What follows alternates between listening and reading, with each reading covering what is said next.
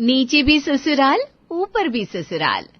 पति पत्नी के रिश्ते में छोटी मोटी नोक झोंक तो चलती रहती है, लेकिन मिस्टर और मिसेस शर्मा में पिछले 15 साल पहले ऐसी एक छोटी सी बात पर नोकझोंक हुई और छोटी सी बात बढ़ते बढ़ते इतनी बढ़ गई कि दोनों ने साथ में रहने का फैसला ही छोड़ दिया।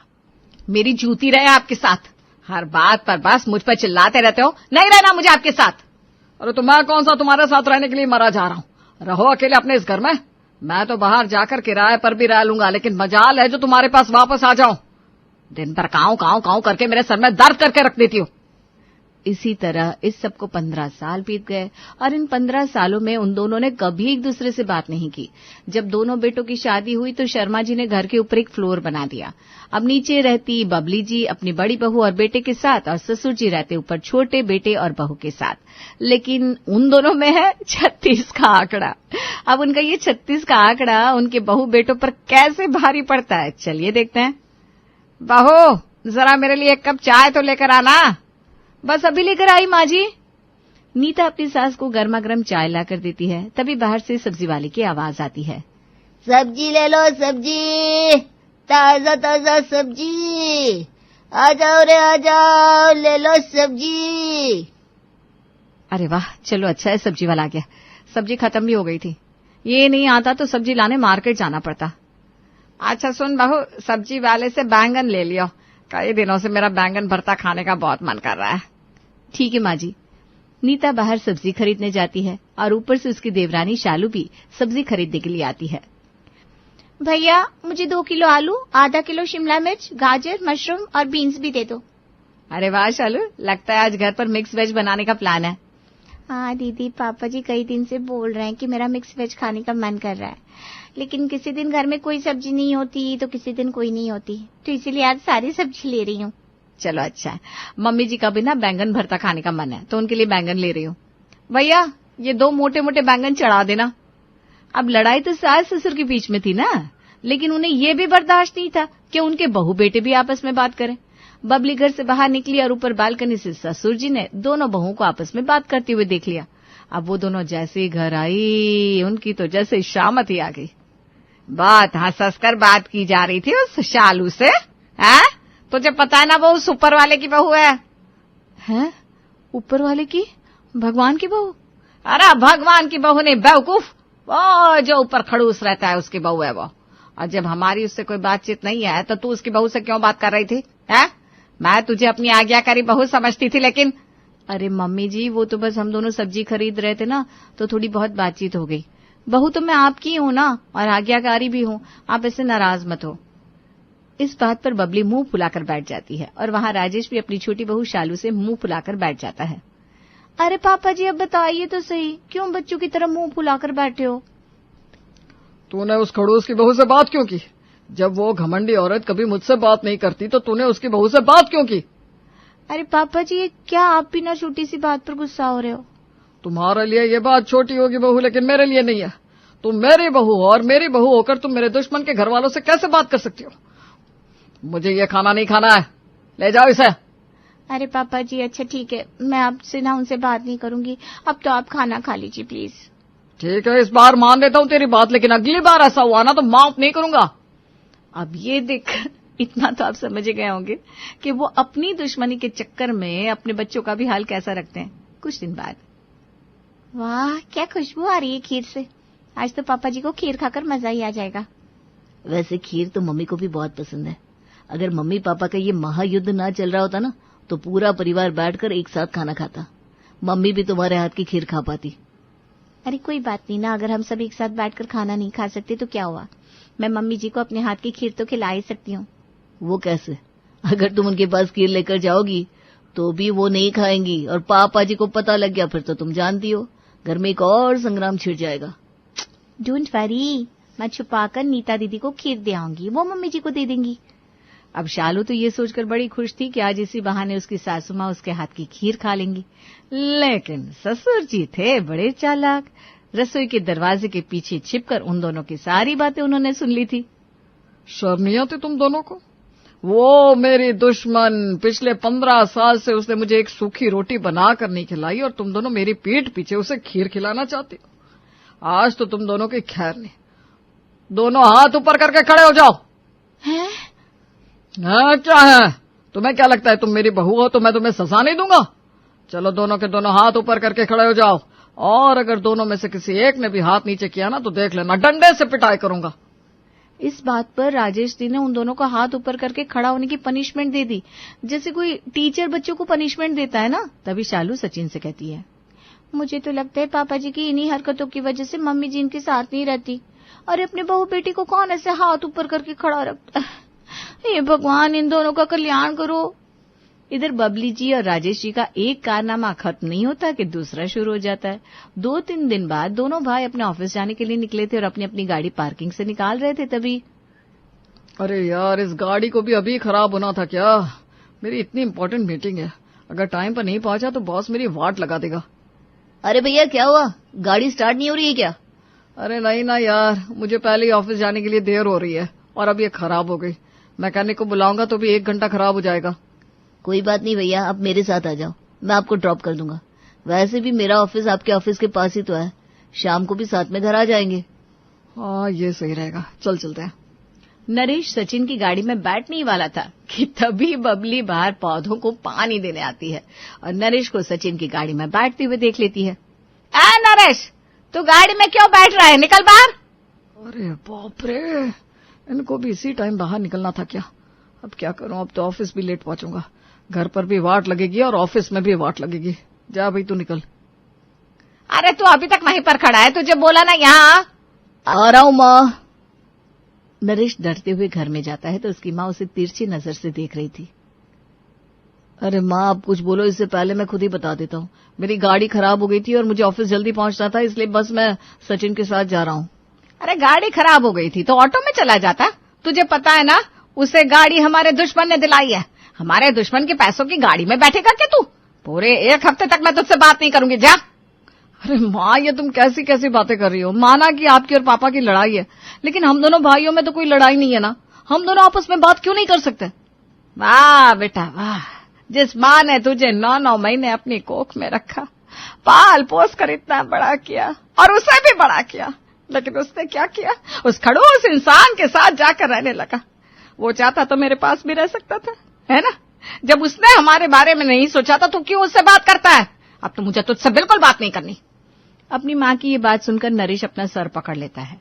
अभी तक तो बात चलो फिर भी बड़ों तक सीमित थी, लेकिन धीरे धीरे बात अब बच्चों तक भी बढ़ने लगती है। तभी एक शाम, मम्मा मैं खेलने जा रहा हूँ, मेरा बैट कहाँ रखा है?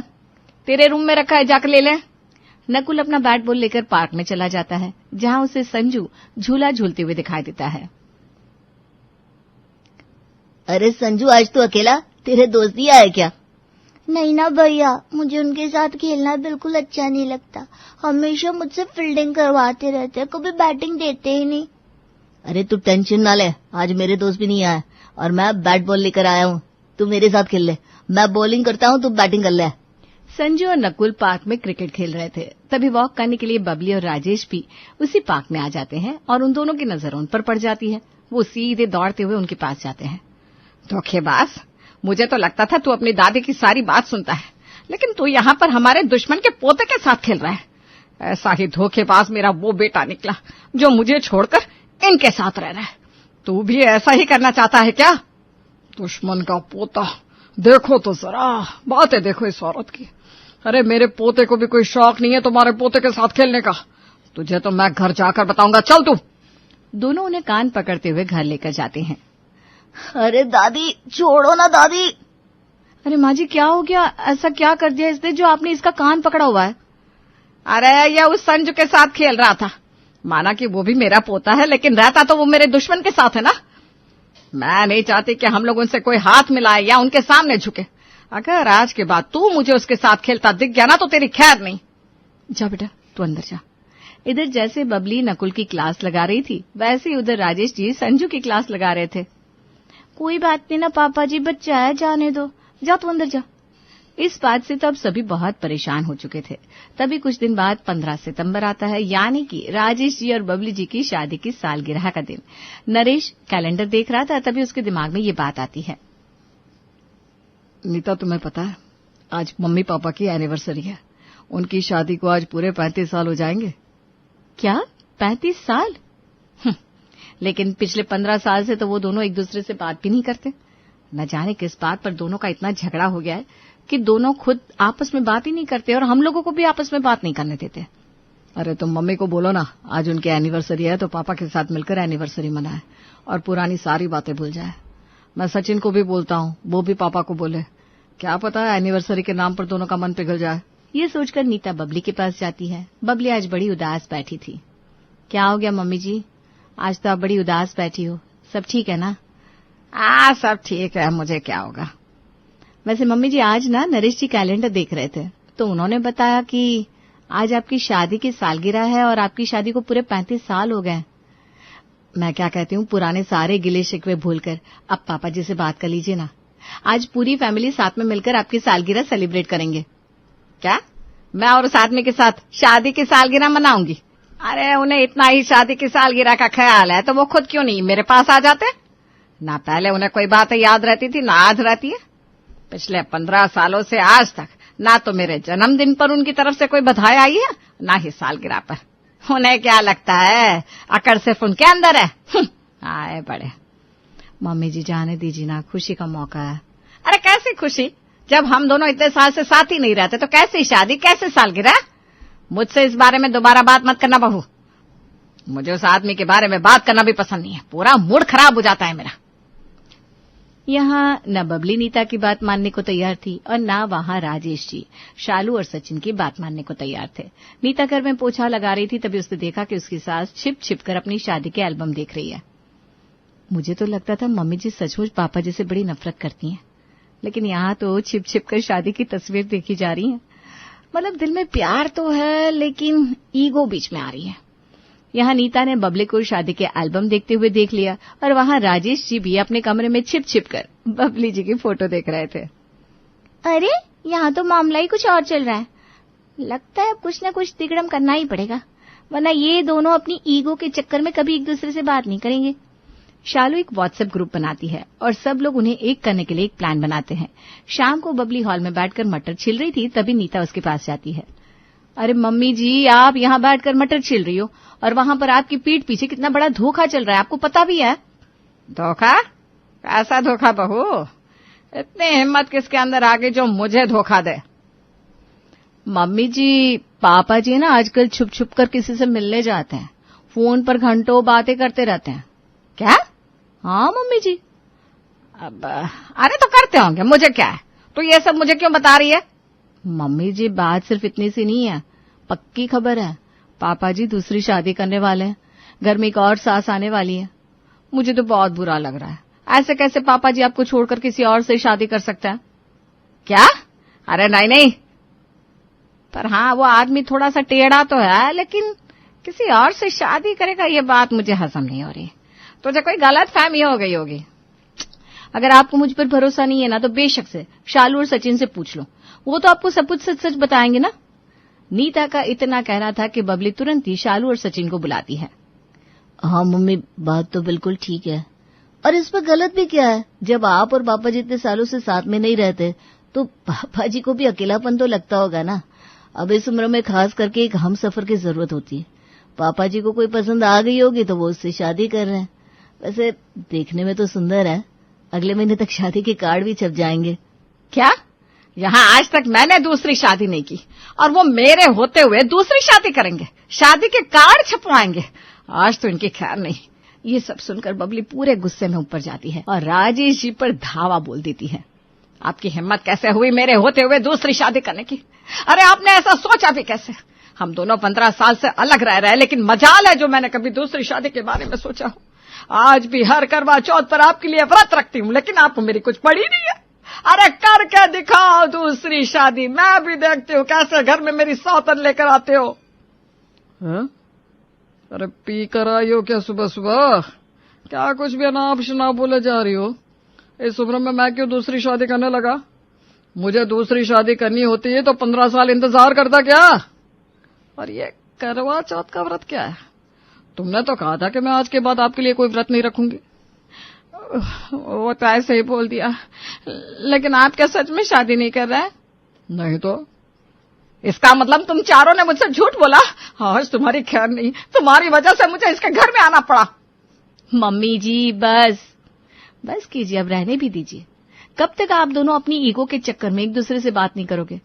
जब पापा जी की किसी और से शादी करने की बात आई तो आप कैसे दौड़ी दौड़ी यहाँ पर आ गई? इसका मतलब तो यही है ना कि आप आज भी पापा जी से प्यार करती हो? हाँ, नहीं तो क्या मम्मी जी, अगर आपको पापा जी से प्यार नहीं होता तो आपको क्या ही फर्क पड़ता कि वो किससे शादी करते हैं, किससे बात करते हैं। आप दोनों ने कभी एक दूसरे के अलावा किसी के बारे में नहीं सोचा? हाँ माँ, बस इस गुस्से की वजह से 15 सालों से एक दूसरे से अलग रह रहे हैं आप दोनों। लेकिन अब बहुत हो गया, सच्चाई अब सबके सामने आ गई है कि आप दोनों के मन में एक दूसरे के लिए कितना प्यार है। अब ये सब लड़ाई झगड़ा छोड़िए और फिर एक साथ मिलकर रहिए। चलिए दोनों एक दूसरे से सुलह कर लीजिए, आपकी एनिवर्सरी का केक भी आता ही होगा। बच्चों की बातों से और इस छोटे से झूठ से राजेश जी और बबली को अपनी गलती समझ में आती है। वो एक दूसरे को देखकर मुस्कुराते हैं और पूरा परिवार मिलकर आज पूरे 16 साल बाद उनकी एनिवर्सरी सेलिब्रेट करता है। फाइनली उन दोनों का ये झगड़ा खत्म होता है और उनकी वजह से अलग रह रहे दोनों भाई और उनके परिवार भी आपस में मिलकर रह पाते हैं।